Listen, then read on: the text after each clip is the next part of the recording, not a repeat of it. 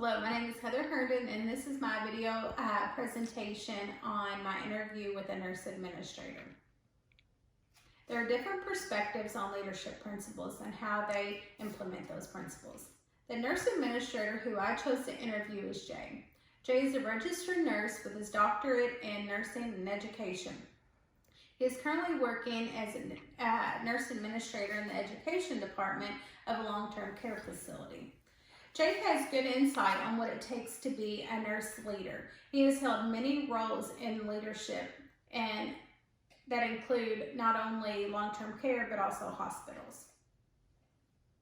When asked about essential organizational systems, leadership principles for nurse administrators, Jay identified these items as essential tasks for leaders. Nurse administrators ensure good outcomes for patients within their unit and their facility. They assist in providing patients with excellent experiences. Jay also says that nurse administrators are usually clinically skilled and provide leadership within the organization. Jay's principles reminded me of Kouzes and Posner found that people look for in leaders. They look for people who are honest, competent, inspiring, and forward-looking. People want a leader that is honest and who they can trust. Leaders must be competent so they're able to lead others through challenges. Leaders should also be energetic and excited and inspire the same in others. And last, people want a leader who is able to look to the future and have a vision. Healthcare is always moving forward, and the leader needs to be able to see that. Leaders have many roles in their positions. They are responsible for roles including administrative and team management. They can oversee record keeping, nursing schedules, budgets, as well as training new nurses. There are many hats and roles that a nurse administrator has to hold and are responsible within the organization. Often leaders have people in these positions that they oversee. It's important that leaders to foster accountability to those who have been appointed in those roles. Leaders need to educate and develop confidence in these people and help them grow their careers.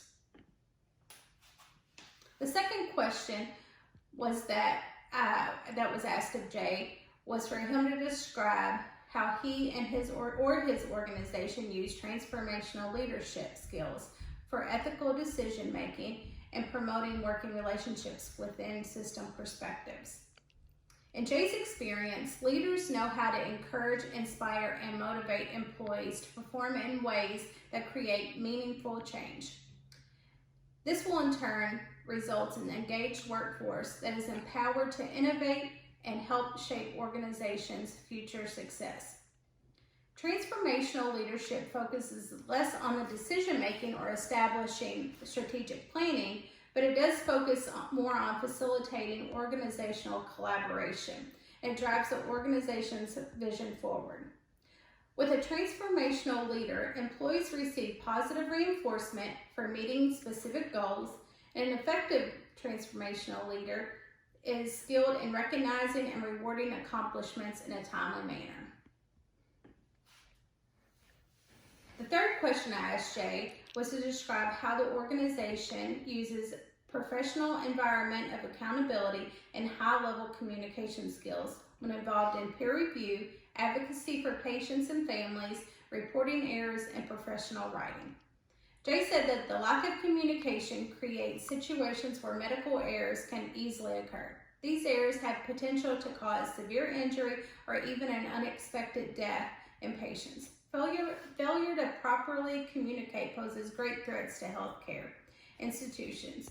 Communication has been found in Jay's organization to be poor at times and has led to decrease in staff morale and increase in nursing turnover. There needs to be a mutual respect and trust to decrease these problems. Studies determined that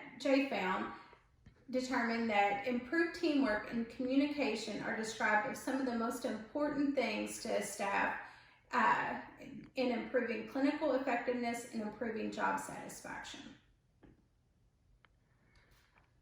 Some of the most important quality improvement initiatives that integrate socio-culture factors affecting the delivery of nursing and healthcare services Jay discovered in his career are small changes can have large effects. And also important to make sure that staff has a well and adequate balance of activities at work and at home to decrease the stress in the workplace. Then there's education. Jay believes that education can influence the health on staff. He says that education provides the tools to make good decisions about their own health and more likely to participate in healthy activities like exercising and seeing their doctors regularly. And they're less likely to participate in unhealthy activities such as smoking. Education also tends to lead to higher paying jobs and better job opportunities. I think it's very important to talk to other nurse leaders and get their perspectives on leadership role. Getting their insight on what they have learned from their careers can help us to become better leaders in the future. As leaders, we need to continue to learn and grow throughout our careers and from experiences and those around us. Thank you for taking the time to listen to my interview with Jay. I found this quote and I felt like it was very fitting for this presentation. Let the improvement of yourself keep you so busy that you have no time to criticize others. Roy T. Bennett. And here is the reference I used and the study that Jay found. Thank you.